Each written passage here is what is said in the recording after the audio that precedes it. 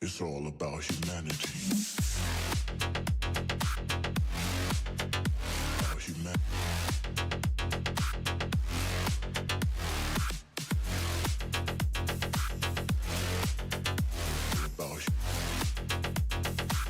It's all about humanity. About humanity.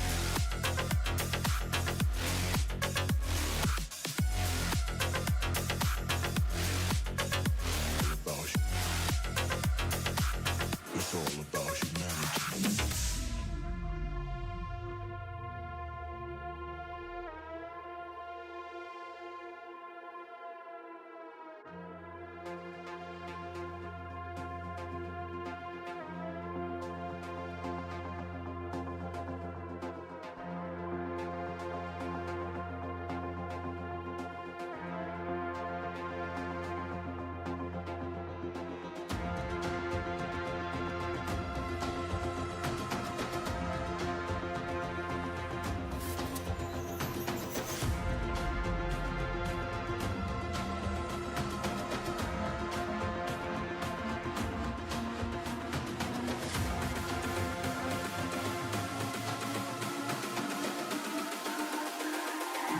It's all about humanity. About humanity.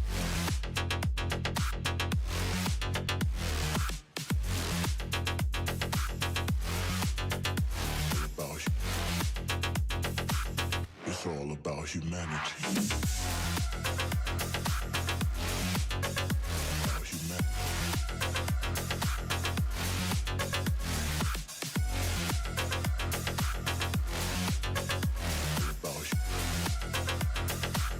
It's all about humanity.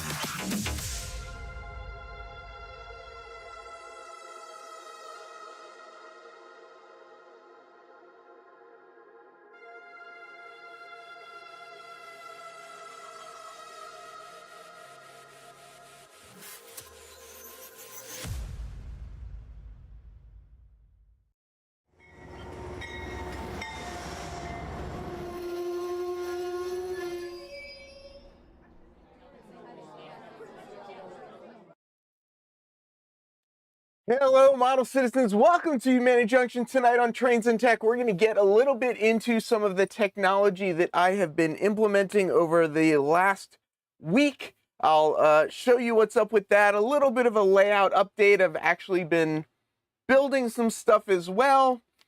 And I do actually have an item here to open as well. So we'll probably get to opening that right up at the top because I know how much everybody likes new things. And just to state it right off the bat, as I've said, I don't need any more 40-foot boxcars. So these are definitely not going to be an unboxing of 40-foot train cars. Mike, it's it's funny that you say that. I noticed during my opening slideshow I need to update that, and I need to update the slide that says 2024 on it as well. So yeah, Iron Planet Hobbies has actually gotten a lot more items that they're selling now from a lot of new manufacturers, or new to them, different manufacturers. So there is a lot more to check out now. So I probably should really get into that as well. And yes, I hope everybody watching this is joining us in 2025 at this time. If you're still in 2024, well, I hate to put it to you, but times have changed. Times have changed. So, oh, you know what? Let's actually show this before we get into this.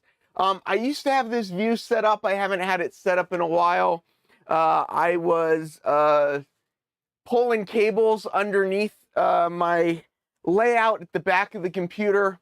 Finally got that camera plugged in, so it gives you kind of a good overall view of the layout room, and just kind of what we're dealing with in here. So let's get into it. Let's open up this box that does not contain any 40-foot boxcars, because I definitely don't need any more of these.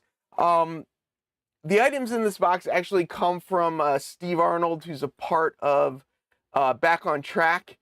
He showed these items on the live stream, and several people reached out to me and said, hey, you should reach out to Steve. He's trying to sell some stuff. And I said, no, I don't need any more 40-foot boxcars. But, you know, I was talking to Joey right before this, and the Twin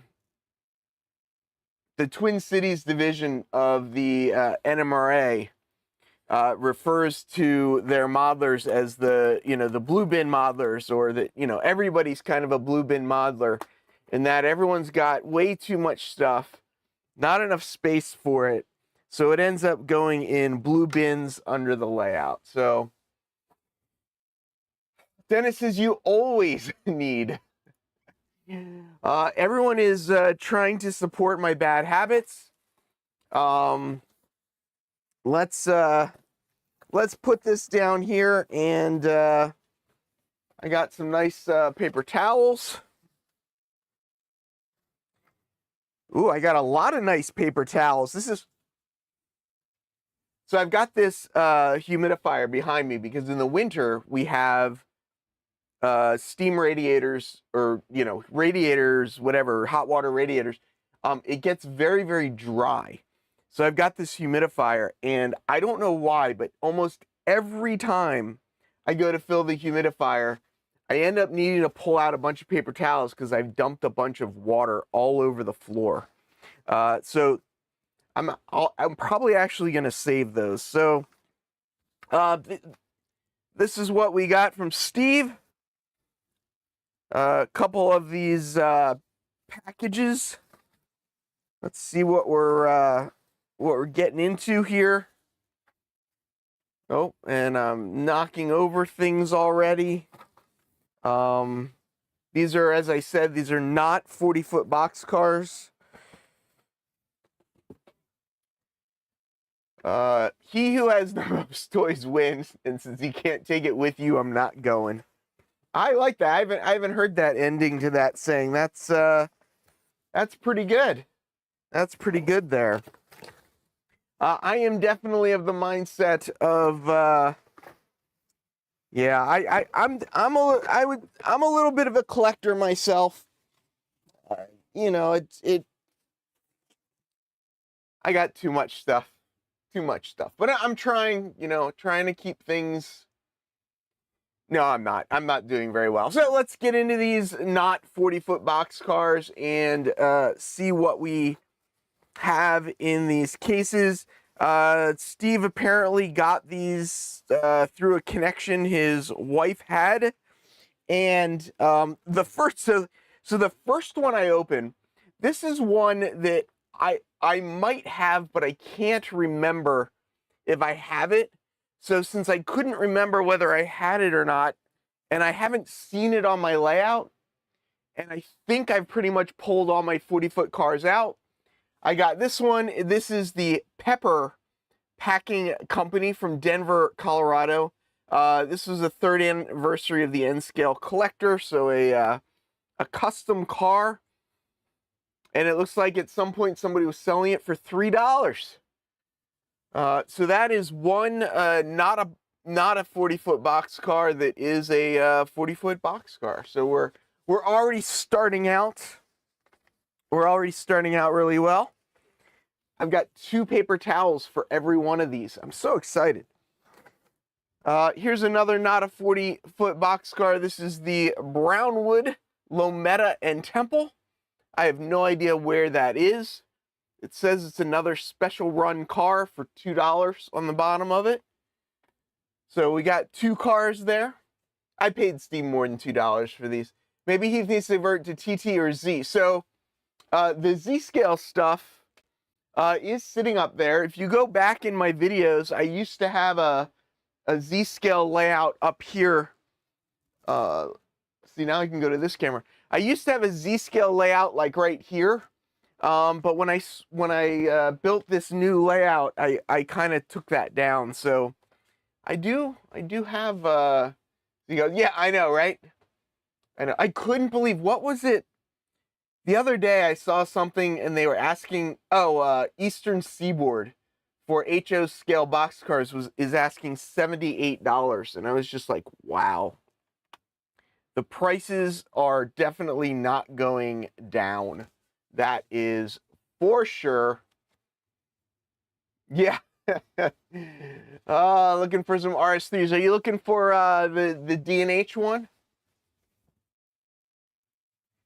Yeah, Artie, I've been it's been good. It's I didn't get a lot done from about April until about November, and then I kind of got a kick in the butt in November and got back into it, and I've been having op sessions again, and it's been a lot of fun.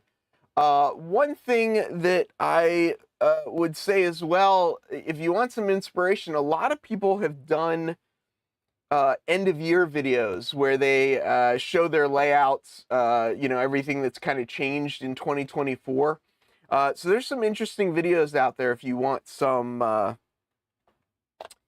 what's the word, inspiration as well. So here's another not a 40-foot boxcar. This one is the Bakersfield Button Willow and Weed Patch. That's the BBW car. Does anybody have any of these? I guess I'm kind of curious. I definitely have not seen these two. I may have seen this pepper packing one, but I can't remember where I saw it. But these, I'm fairly certain, and I say fairly certain because, I'm not great at not buying doubles. So here is a 60-foot car. Again, not a 40-footer. I've got some of these, like winter cars, Christmas cars, that kind of stuff. So I got this one to add to my collection. And of course, it's going to end up just going on the shelf with all of the other ones. And it'll probably stay up there until I forget about it. Did the partner kick you off the lounge? Who are we talking about? I mean, I got kicked out of the apartment, isn't it? Okay, Artie, keep it clean. Why aren't you entering these in your database? I've gotten a little behind with the database. Now that I am doing car cards, I'm just gonna go through these and make car cards out of them. And I just pulled this out of the box so quickly, I didn't remember which box to put it in, but yeah, I need to keep going again with that, but yeah. Here's a 40-footer Western Maryland WN car. It's a pretty, this one I think's a more common car. Seen it around before. Not like really. It was just kind of like, if you're gonna become a collector, you've got to find a spot for your collection. And I will say, if I was in the apartment, I probably wouldn't have collected as much. This is Lake Monroe and Orlando, LMO, another special run car. So yeah, it's pretty, I like different cars and things that are, because this is N scale, reading the reporting marks on N scale stuff can be kind of difficult. So I like when the cars are very obviously different. So this one is Mayaka Valley. I don't know if anybody has any idea where that is. Let's see, does it say? It says merchandise service. I don't know where Mayaka Valley is, but another special run car. So another unique one to add to my setup.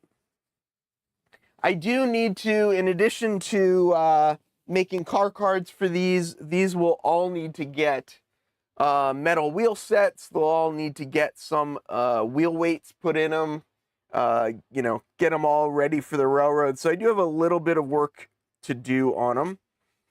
So this one is another BBW, but it's BBWX, and it's Fruit of the Vine, and I can't see what it says in there, but there is a picture of a beaver.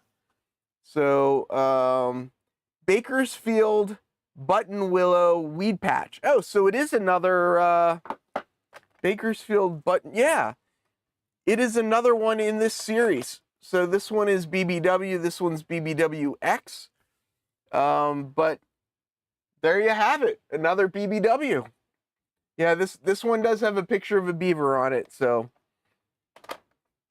I'm staying away from the jokes, but that one's, you know, unfortunately writing itself. You know, some of those places may be made up. We were talking about this the other day about how a lot of the Microtrains stuff is completely made up. Like, I love their stuff because a lot of it's very different, but it is true that a lot of it is not, like, completely prototypical. Although Robert, there you go. Robert says those are names in California. I don't know. Yeah. This is a PCEX, which is the Pepsi Cola car. I've got a couple Pepsi Cola cars on the layout around and about. I'm looking to see, I don't see, I thought there might be one right in front of me. There's not. And I noticed the car was off the track, and my OCD is making me put it back on the track. But yeah, but I have a couple of these Pepsi cars. I don't know why I like the Pepsi stuff, but, you know, Heath's whole railroad is made up. It is. My whole railroad is a railroad of lies. Paul, I actually did not realize, Paul did one of those end-of-year videos that I was talking about. I didn't realize how prototypical Paul's layout was. He actually talks about all of his prototypical areas on his website and what they're all based off of. Passing by, Rusty says, I had a Weed Patch, Mississippi on a layout 15 years ago. I am a Steinbeck fan. I wonder if they're all related to Steinbeck or not. Boy, I have, you know, if I spill some water, so this is another Bangor and Aroostook BAR. I like this one because the number is really, really big, and I am pointing to something that nobody can see. So, yeah, BAR 6630, even as blind as I am, I can still see that one. So as we're going, as I said, no 40-foot boxcars here. Although, you know. So this guy is another N-scale collector express service. If it's news, it's in the N-scale collector. I have a bunch of these kind of cars as well, where they're like, you know, I think, is this it here? Yeah, like this is an NMRA 50th anniversary over there.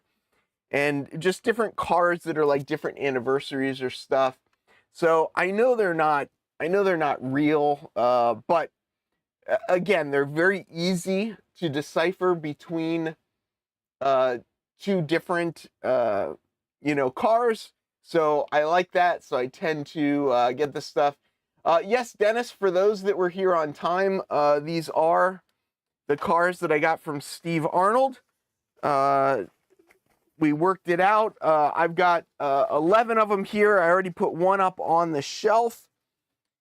Here is, oh, it's another Pepsi car, a tank car. 1, 2, 3, 4, 5, 6, 7, 8, 9, 10, 11, 12's up there. Another Pepsi car, a Pepsi tank car. I do have some tank cars, the Sweet, what are they called? Sweet something or other. These guys, this series here, Flow Sweet. This is another tank car, so this will kind of go with these sets of tank cars.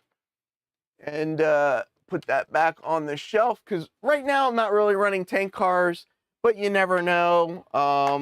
So here is here's kind of a layout of what I got from Steve. So yeah, you know, it all worked out well for both of us. And yeah, I think it's pretty good. Paul says, I may model a prototype railroad, but I love a good railroad of lies. My club is a freelance railroad, the Buffalo, Rochester, and Pennsylvania. Yeah, you know, I like influenced by kind of, you know, that's kind of where things tweak my interest. I can't remember if I showed this off last time, but I had this retaining wall here last time. I do, and that camera is facing completely the wrong way. Why don't we move that camera, because looking at me is not going to be very interesting to anybody. A little better. So I've got this retaining wall here that I'm working on. I kind of built this little thing here that'll, you know, kind of keep it from flopping around. And I'm going to use it as a ballast bin. So I'm going to basically just fill it up with some ballast as kind of like, you know, this is the yard, the MOW cars come, they might need some ballast. I don't know. It's not real again, but you know, it's whatever. But I also took and I built this bridge. So this was, this is the urban retaining wall kit. And this was the urban bridge, and it was square. I cut off this piece from this side and glued it to the other side to then make a 45-degree bridge. So this is going to kind of go across the tracks in the back. So if you look at it from the other side, it gives you kind of a view block into this staging area. I don't think I'm going to cover it up. I think it's enough of a split for me that I think I'm just going to kind of leave it the way it is. But you know, that's kind of where that's at the moment. I'm not doing like a lot of building of stuff, but just like a little bit to add, like just little touches. Let's see, what's that camera? Camera 8 over here. Here's another example. Like, there's no roof or anything on it right now, but here's the freight house. I added this little higher section.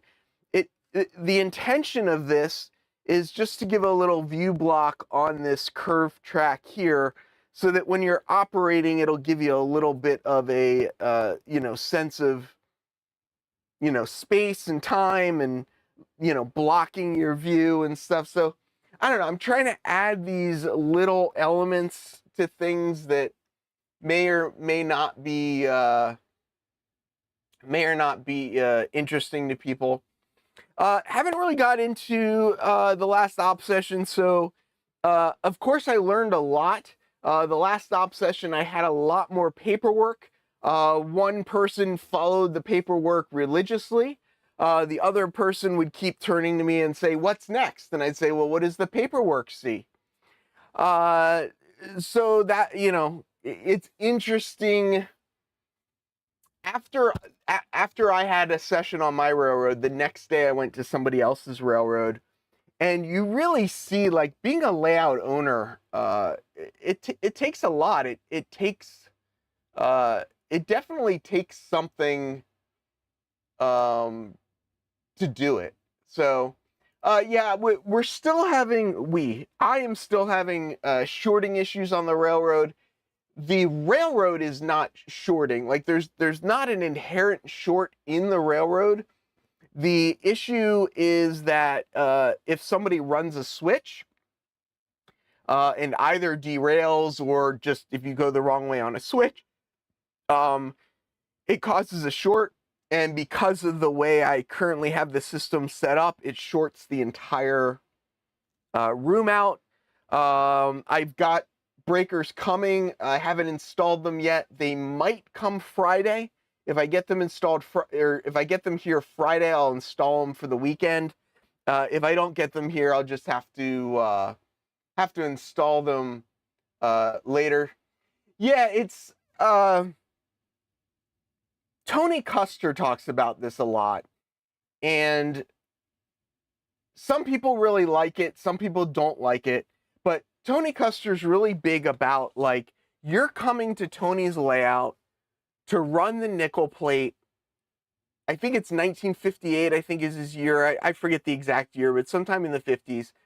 Like, you are coming to run his railroad in that time period. And that railroad has rules, that you need to follow, and stuff like that.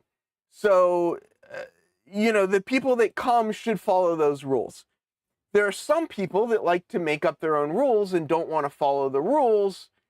And no, no dress code. No dress code. It's not like full-on LARPing, but just the idea that there were certain rules of the road at that time, and you are railroading, in that time period and following those rules. Now, as I said, I'm a railroad of lies, and some of the rules are just made up. So some people have a little bit of harder time following them because they're not, like, prototypical. Andy did get the very first version, so he didn't have time to read the rules. But I'm talking about simple rules like, put the cars in spot order. And they won't put them in spot order because they just don't put them in spot order. I don't know why. That's what I'm talking about. I'm talking about more things like that. Like, put the cars in spot order. There's a reason there are spots, and they don't put them in spot order. I'm not talking about like major rules, but anyway. Can you find the shorts quickly? Bob asks. So, yes. For the most part, when a short happens, it's the operator knows right away that they caused the accident. Rusty, if you come to my layout, there will be a very, very strict dress code, but for everybody else, there's no dress code. We did have a short the other day, though, that we couldn't figure out what it was, and what had happened was one of the operators was using 2 locomotives, and one of the locomotives was left at like speed 1. So, like, you couldn't really tell it was moving, but it was like moving very, very slowly. And eventually it ran into a switch in the wrong direction, and the layout shorted, and we couldn't figure out for the longest time, not for the longest time, for like, a minute, we couldn't find out where the short was, because we were all looking at what we were operating, what we were moving, not at the locomotive that was off on its own. Yes, you should. I actually have, for when I operate my Civil War era layout, I do have my little cap that I wear to operate on that layout. So yeah, it's all fun as well. Steve, you needed the exercise, so that's why I made you stand. Who was the guy that pulled all 4 cars off the float, making it list horrifically to one side?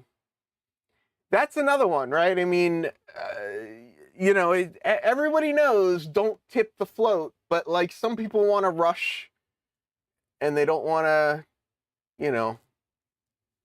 Anyway, I learned a lot. You learn a lot. You learn a lot. I'm happy to have anybody come run the railroad. The rules at the end of the day are just suggestions.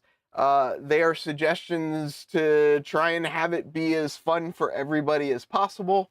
All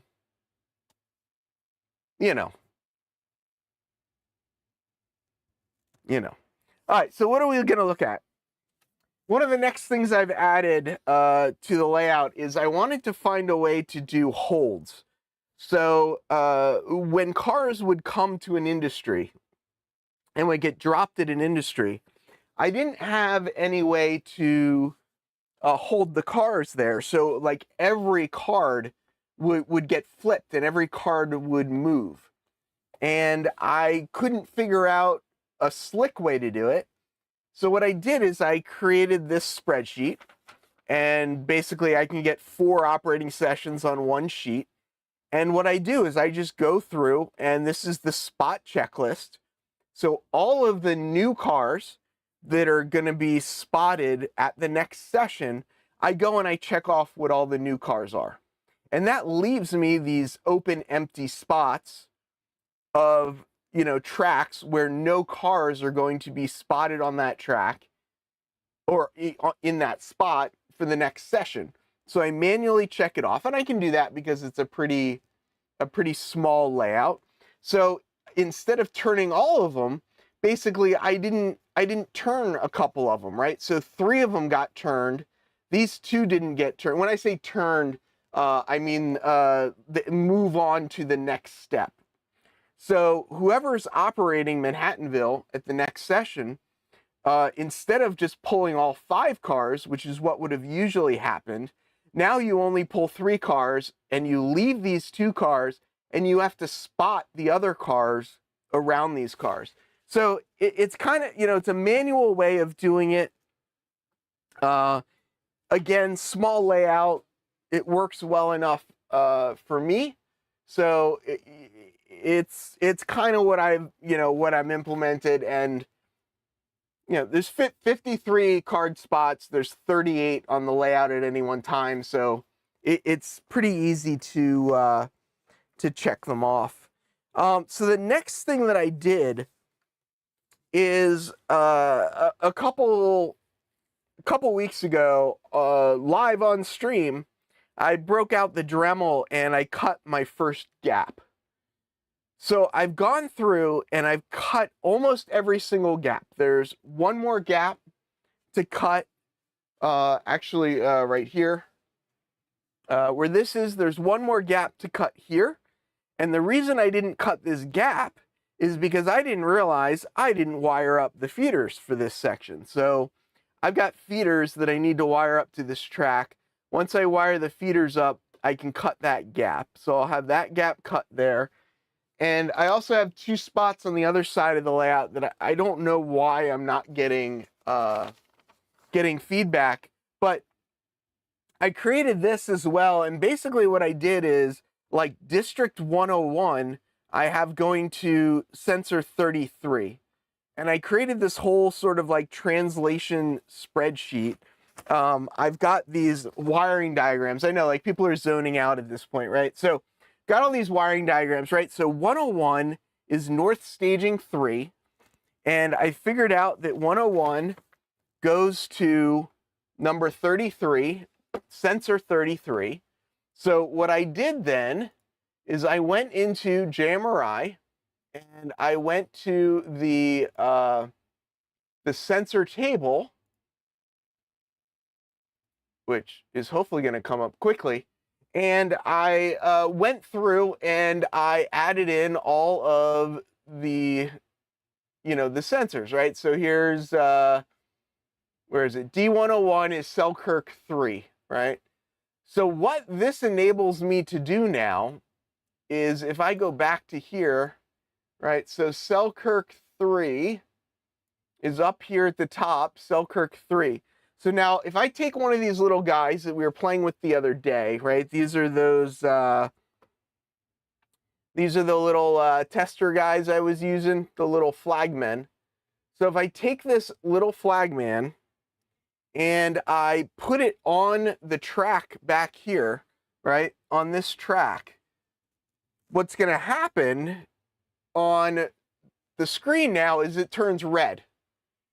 So I now know that that track is occupied with a little flagman. And if I take it off, the red goes away. If I add it back, the red comes back. And I've got every track, except for the 3 that I have issues with, are now set up that as I move around the layout, let's see, let's move this, let's do it this way. So these are all my screen. So this is the dispatcher screen right here. So you can see again, like as I put it down, you can see Croton Harmon Yard lights up. If I go over here to where this is, right, same thing now works. Come on. Stay on. It's not staying on, of course. But you can see in Manhattanville now that that lights up. Here's another one, lights up in Manhattanville. So I am now able to see virtually where the train is anywhere on the layout. So it's kind of, it's kind of fun, right? Like, so if a train ends up in River Division, or if there are cars in River Division, I can, see that the train shows up in River Division. They are a little flat, Ray. I guess they definitely do not show the reality of flagmen. That is for sure. But yeah, so this was kind of a little project that I had wired in from the very beginning. I just didn't cut the gaps until recently. So now that I've cut the gaps, right, one of the things that is kind of happening, right, is that so here's the engine terminal. Engine terminal's right here. If I turn the power on to the engine tracks, right, so you can see I've got, if we look down the way, I've got a bunch of locomotives on these tracks right here, right? So when those tracks are on, those tracks light up as occupied. But if we look at some of these other tracks, like this track here has 4 cabooses on it. But if we go back to this view, you can see the caboose track isn't triggering it until I put one of those little flagmen on, and then it triggers it. So what I need to do is put resistors on all of my axles. Oops, this is what I meant to click on. So how many axles do I need to put resistors on? I am going to put 2 axles on every car. So there'll be 1 on each end. I have cut the gaps in a way that if you cross the gap, the car will still, you can come right up to the gap with the wheel that will have the resistor on it, and still not be, and still be okay, not have a collision. You could do 1 wheel set. The reason why I'm not going to do 1 wheel set, the reason I'm going to do 1 on each end, is that I want to know if one end of the car is hanging over.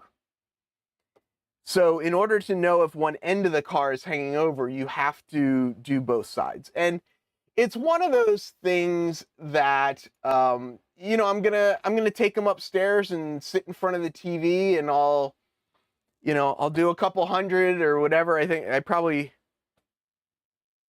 do a couple of hundred, and then swap them out and go from there.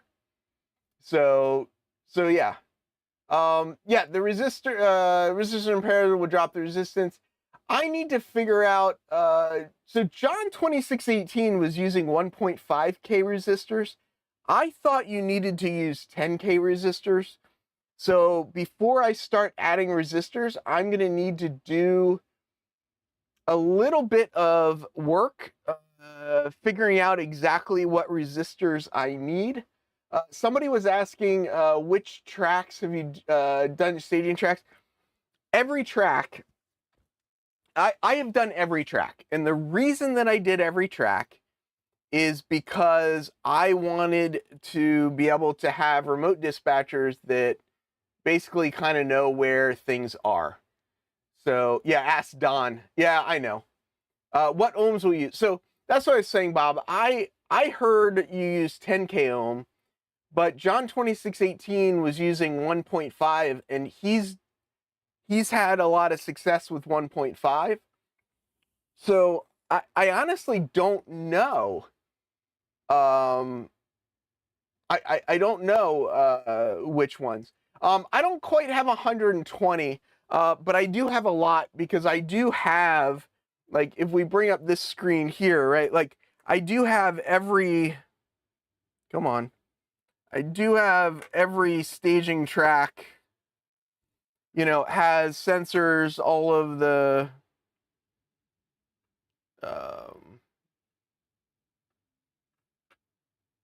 I do have, you know, everything's got, so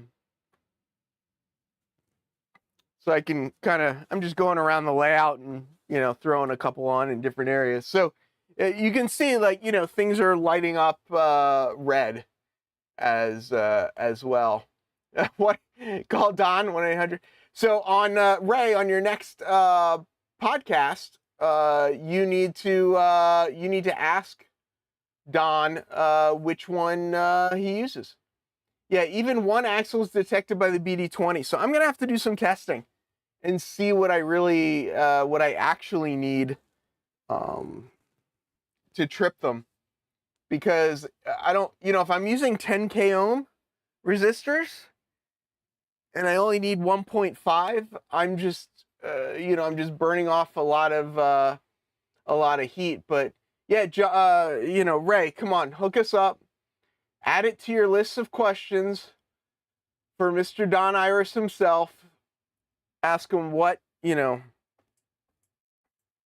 which ones he needs to use. Yeah. So yes, so most of the layout will be red most of the time, but like it'll, yes, I like the you know, I like the electronic side of it. It's fun for me. Could the resistance be N versus HO scale for the drop, since the input amps are different? The amperage of an N scale sound decoder is 1 amp, and the amperage of a HO scale sound decoder is like 1 amp. So they're kind of, I don't think there's a big difference in the size, or the size of the how high the ohms are as well. And it's just fun. Like, I mean, how, like, look at all the colors. Like, how is it not fun to, like, make things change colors around the layout? You know, to know, you know where things are on the layout. So I don't know. Yeah, I mean, I get it. I get it. What did I say? Oh, around the layout. I'm not saying around the layout podcast. I'm just saying around the layout. They're a little Christmas lighty thing. That is true. So I'm running my layout at 15 volts, I think it is, which you can run HO scale out as well. I think this is a second section not sponsored, a good place for a second section not sponsored ad. Yeah, wait, charge me a royalty? He should pay me every time I say it. I would find excessive indication to be distracting on a small layout. I don't know. It's not like the room lights up or anything, right? So, you know, it's a little red line. It doesn't really change things that much. But yeah, I mean, you can turn it off, you know? You could always turn it off as well. But for me, for now, you know, I like it. I'm having fun with it. I can change the colors, make the colors different, whether it is a mainline track or whether it's a siding, and stuff like that. But I'm just having fun with it. It's the resistance, though, not the amperage, right? Correct. It doesn't have to do with coming in under what would through your breakers also. Yes, it does. The breakers are set by default to trip it 2 amps. So Mike, commented on Paul B. Has a layout similar size-ish as well, and he just did a video of under his layout where he showed all of his wiring. And I knew, like, Mike, Deep Run Railroad Mike would be one of the first people commenting on that. But yeah, I mean, I really like the feedback. I think it's fun. I think it's, and like Paul says, like, I've learned a lot on how to implement it into JMRI. It's not, it's straightforward-ish, but it's not the most straightforward things. Basically, you go in here and you click on it and you go to edit, and then you would select the block name. Let's zoom in a little bit. You'd select the block name here. So like these are all the blocks that were created, and you just pick whichever block name you want. You know, style type and stuff. Like it's got, you know, it's got some pretty neat features that you can change stuff around and make it suitable for what you're trying to do. Some of the things that I really like that I've done are, you know, this is the, let's go back to here. So this panel that I just put on top, that I just put on the bottom, let me close this so I don't accidentally edit anything. So this panel here is my North Yard panel, and it's got some extra little buttons and stuff on it. Like this one, I've got these buttons here on the side. So that turns on power to those tracks. So, you know, I can turn on and off engine tracks from here. Down in the bottom corner, I think I showed this previously, but, you know, I've got this little indication here for when track power goes off. You can press the button, comes back up right from there as well. So JMRI can be very complicated. There are some amazing people. Dave Sands has provided a lot of help to me. I'm gonna forget everybody's name. Ken Cameron, all these guys are all on groups.io, and they're pretty helpful with getting stuff up and running. And yeah, like I do eventually want to do some signaling on my main line, and I've got the decoders and everything ready to go. I just kind of have to like put them in, and so like the detection and everything is, you know, it's all a part of that. It's all a part of that. And again, like some people are into the scenery. I am really into the electronics and the programming and that side of it. And I'm happy to help people too. Like if I know what to do, I'm happy to help you. Ray, if you would like naming rights on something, feel free to send me a check. If the check is big enough, I will happily put whatever you want me to put. Well, I shouldn't say whatever you want, but yeah, I will let you name something. So what I was thinking, as I mentioned, one of the things I need to do is cut that gap over there. I was thinking I can show you guys how I've been wiring up all my feeders. Basically what I have been doing is I've been using this a lot. I have like a full on, you know, big drill, but I've been, you know, yes. Joey, if you want to finish off that corner structure for me and expand it out and do some other stuff back there, if you want to put the cobblestones in back there as well, I will absolutely label that area the late night district for you. Absolutely. If anybody wants to come to my layout and do scenery, more than happy. So I'm going to take this drill. I come over here. I don't know why I use this drill, but this is what I've been using. I wire both tracks. You technically do not need to wire both tracks. You can just wire one. I just kind of like the, the consistency of having all of the feeders in. So I, make a couple holes. I'll need to get out the, I should probably check where that hole is before I drill another one. Make sure it's in a good spot.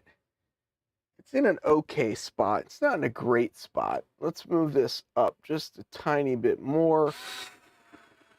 But yeah, I mean, this is kind of how I went around, went around the layout and got everything done. The reason I'm kind of being careful is that I do have all the wiring is actually together down there, or together. It's all wired, whatever. I don't know what I'm trying to say.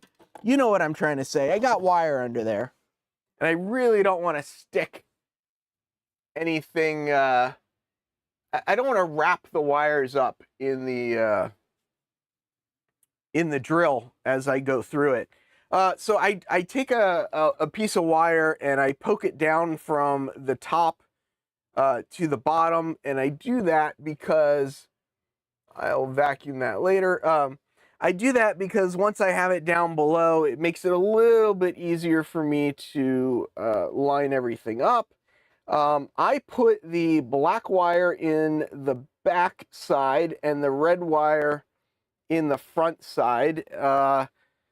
I don't know why, that's just what I chose. I am gapping the front rail, and I don't know why, but I thought that the red wire should be the one that is gapped.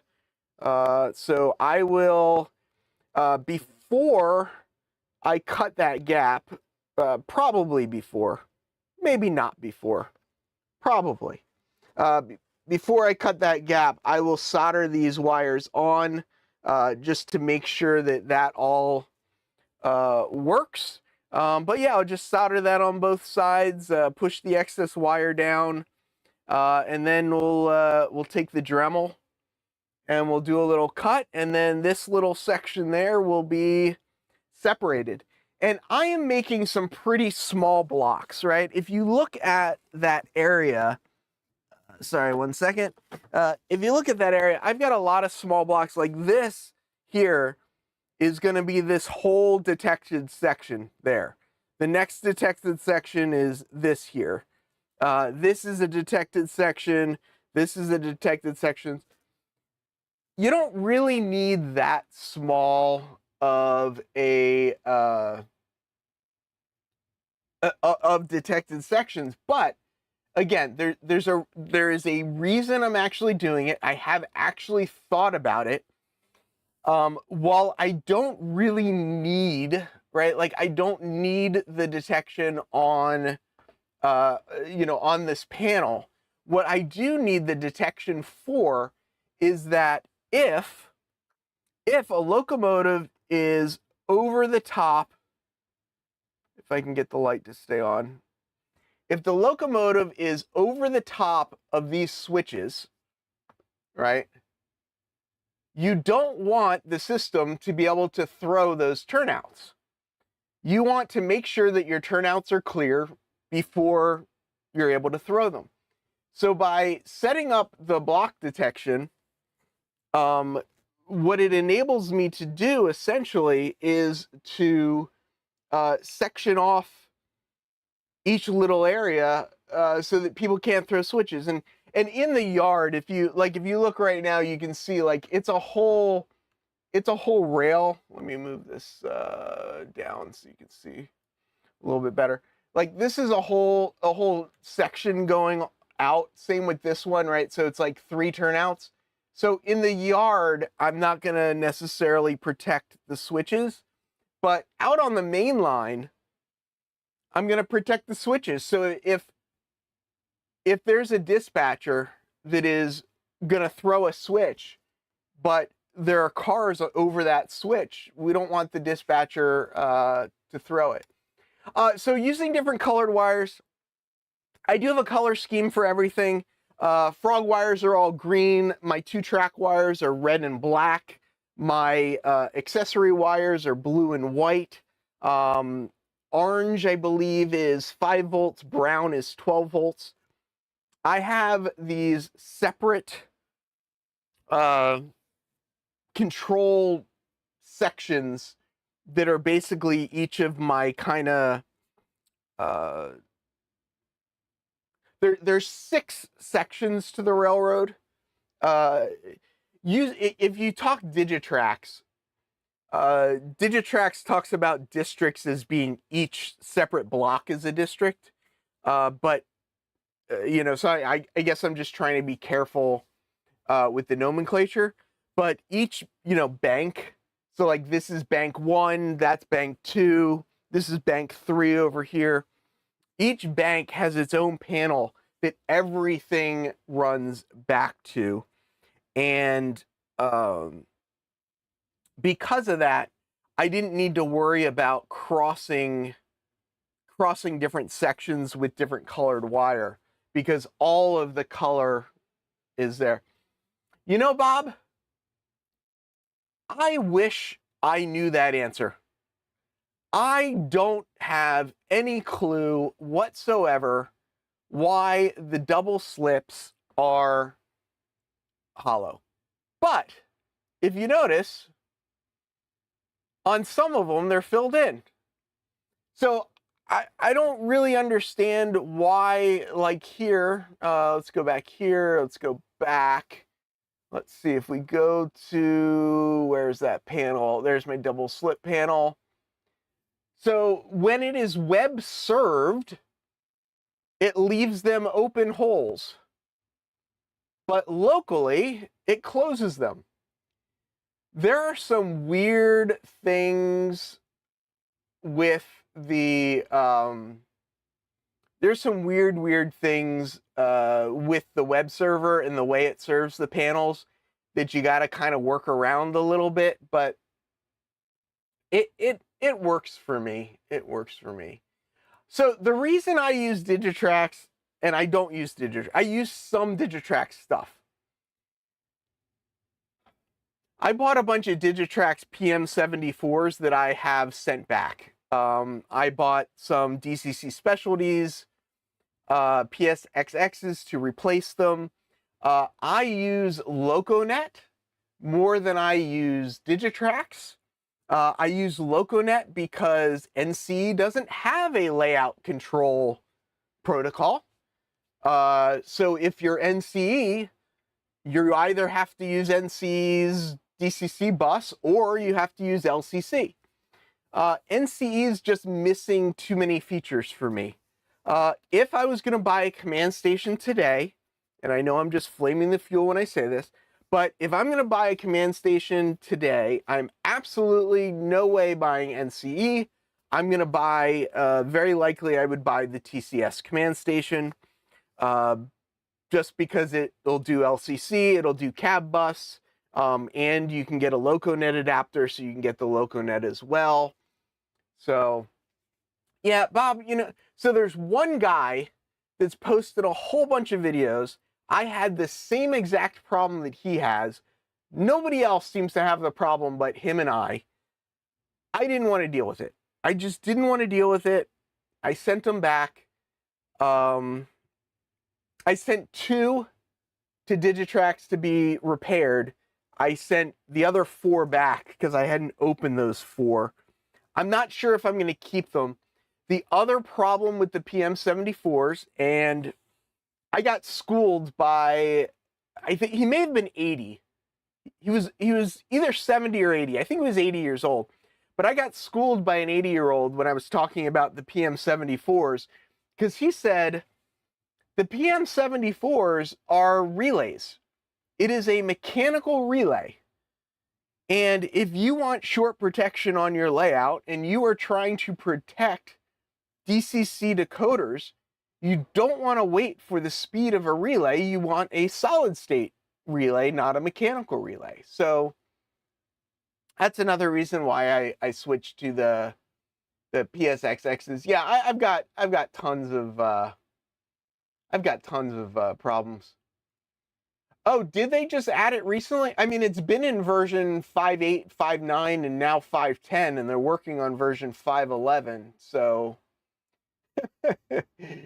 uh, so the reason I got a Digitrax compatible command station, so I'm running the, it's an upgraded DigiKeys system. It has a LocoNet bus, and it has an ExpressNet bus, and it has an S88N bus. The reason I am running that is because I didn't want a Digitrax command station, but the club that I am actually a member of has all Digitrax. So I wanted to buy a Digitrax throttle to run on the club. Of course, now, today, there's a drop. I've got lots of problems. Yeah, I have many problems. I actually have, let's see if I can find it. I actually have a scene that I haven't put on. I haven't put on the what you call it thing yet, and I'm not seeing it right now. I have a button that I used to pop up that says I have a problem, but I'm not seeing it right now on this setup. But yeah, what was I saying? I like the way NCE consists, which TCS also has, which Digitrax unfortunately doesn't have. So that would be the big reason why I would upgrade to the TCS.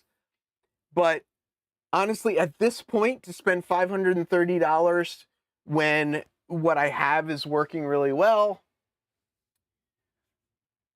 yeah. Oh, that's why it's so popular up in Rochester. Yeah, I can see that. My gripe about NCE is they haven't advanced at all since 1996. And DCC has grown, things have changed since 96. So, and every layout that I operate on has had problems with their NCE systems. So I don't know if that's just the area, but yeah. Anyway, that is not true, and you know that's not true. Oh, and the other thing is, Digitrax, you can update all of their stuff with firmware updates, whereas NCE, everything has to be updated with the chip. I also don't like that NCE, you have to buy a separate device for the USB connection and a separate device for the wireless and a separate device for everything, where the DigiKeys device, it's got it all inside. You guys got me going down a rabbit hole. This was supposed to be 2025. We were supposed to turn over a new leaf. We were supposed to not buy any more 40-foot boxcars for the layout. We're supposed to just have, all kinds of fun and be light and happy. But yeah, I use whatever works. And that's what I use. That's why I use what I use, is because I wanted something that works and was reliable. And so far, for everybody that's come over, has had a lot of success, running the layout. And yes, that is true. That is true. You do have to manage your slots with Digitrax, but I don't know. The club that I go to is significantly bigger than any layout I've ever been to, and they don't seem to have any issues. Yeah. Okay. So just to be clear, I don't use Digitrax. The DigiKeys command station that I got has USB built in. It has Wi-Fi built in. It's got ExpressNet and LocoNet and S88N all built in. Do not get DigiKeys. Do not get Digitrax. Do not get NCE. Don't get either of them. Make a DCC-EX system. If you want a really good system, go get a DCC See, I don't know. You guys got me down a rabbit hole. I'm going to get in trouble now. Somebody's going to call me up and say, why were you bad-mouthing my stuff? Anyway, get whatever works. Whatever works for you. If it works on your railroad, more power to you. So that was the plan the whole time, to get me in trouble. Yeah, there's going to be like shorts posted, and you can be sending them out to manufacturers, and yeah. But anyway, I hope everyone's having a fantastic 2025. And Paul, yes, it is true. NCE has been saying for the last 5 years that they're upgrading their system, and any moment now, the new system is going to come out and it's going to be amazing. And they've been saying that for years. And one day, they'll come out with something revolutionary, and they will change the world, and we will all be free again. Free at last. From the city that never sleeps. Farewell, model citizens.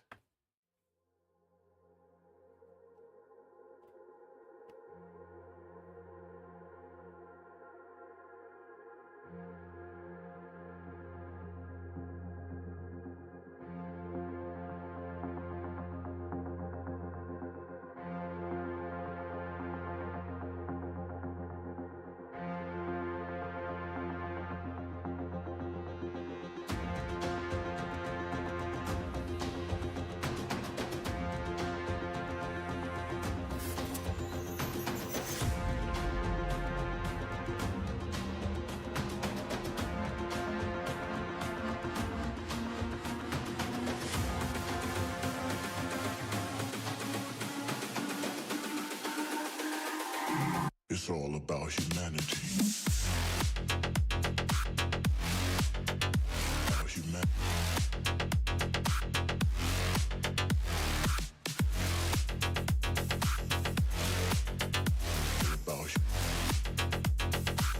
It's all about humanity.